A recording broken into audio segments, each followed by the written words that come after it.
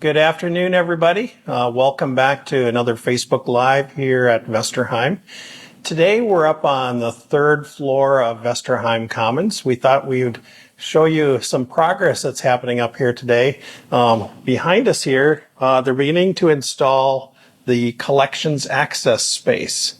If we were up here a few weeks ago, this was an open space, but now they're putting the cabinetry inside here. And so let's come on in and take a look at this space.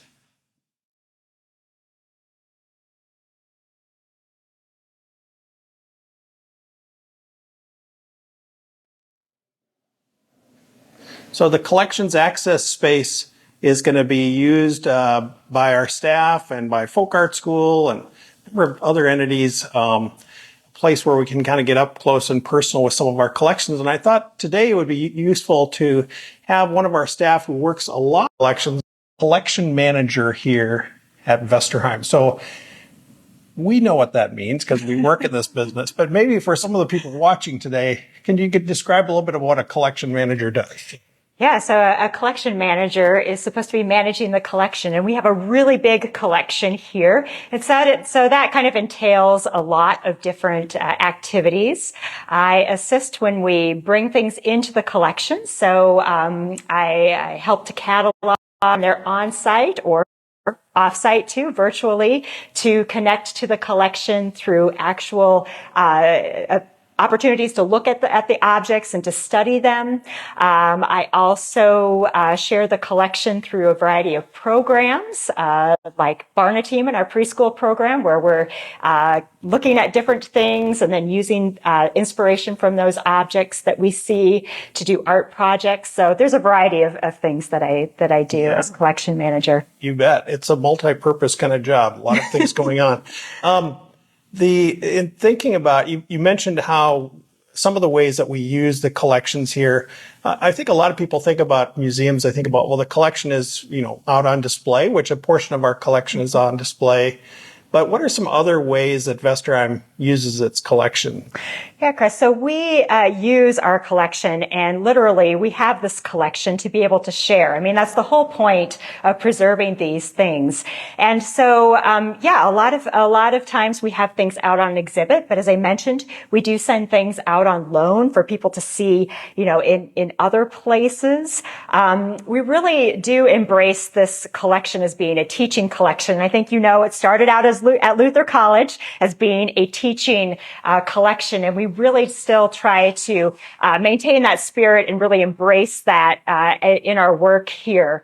And so one of the big things that we do, and one of the big things that we support, is our folk art school and our artists, our teachers, our instructors, researchers who are really interested in studying folk art. And that's a lot of what the space is going to be about, isn't it, Chris? Well, why don't we step on inside here and look at this a little more detail. So the collection access space is going to serve in a way sort of like a classroom space, but with a focus on the museum collections itself. So maybe talk a little bit about how you envision this space being utilized here. Yeah, well, right now, we have no issues with bringing people into the collection, but we really love to be able to bring the collection to them to make it much more accessible. And so that's what this space is going to do for us. We are going to be able to bring objects into this space for people to have closer study, opportunities to really deeply look at pieces that they may not be able to see in some of our other spaces. And that includes some of our collection storage spaces. So in this space, we plan to have some tables to create that space to put objects on. We also have this wonderful wall space around here, and you can't see them right now, but these are spaces for shelving, and we'll be having objects on those shelves as well for study. So it's really a place, a more intimate place to come and sort of commune with, to study the collection on any level that you're really interested in doing. What's kind of nice about this space as well is, you can experience it within this space, but also you'll see right now, this is really clear glass right now, but we're going to have glass on this side as well. So people who are up on this level and maybe aren't in this space can still look in and see the beautiful objects that are being housed here at this point. So that's right. And the space, it's about sharing. It's also about caring for our objects too. And so they will be safe here. They will be monitored, but also, again, very, very accessible. We really want to bring the collection to people. And that's, again, what this space is going to do. fantastic. I know how we use a collection in many different ways. For example, we have several objects right now that are part of a traveling exhibition related to Scandinavian design, and that's over at the Milwaukee Art Museum. And it's a traveling exhibition. So a number of our pieces also go out on display to other places too. So maybe you could talk a little bit about that. Yes. So, we have a bunch of loaned objects in a variety of places. We recently got our loan back from the Museum of International Folk Art in Santa Fe. So we had a number of textile-related pieces for an exhibition that they were mounting there. You mentioned the exhibition in Milwaukee, but that was also in Oslo and Stockholm, as well as LA.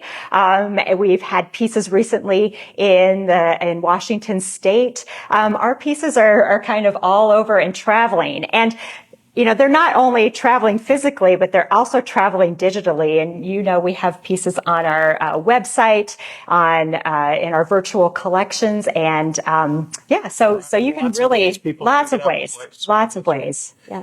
Well, fantastic. I think that gives us a little bit of an insight about there's a lot of depth to our collections here. There's more than 33,000 objects that we have here.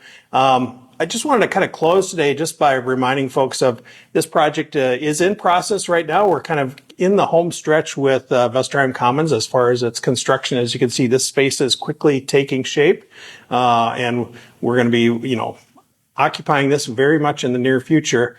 But we are still also raising funds for this project. And I just wanted to remind people the Strong Roots Bold Future campaign is still underway. There is an opportunity if you pledge $1,000 or more right now. There's a matching challenge where that pledge will be matched dollar for dollar as well. So just wanted to point that out, encourage you to consider being a supporter of this. I know I've signed up to be a supporter of Vesterheim, and I hope you will too. So with that, I want to thank you. We wanted to give you a little bit behind the scenes of what's happening here in the collections access space and what will soon be available when Vesterheim Commons opens its doors. So with that, thank you, Jennifer, for being part of the discussion today. And thank you all for tuning in, and we will see you down the road. Thank you much.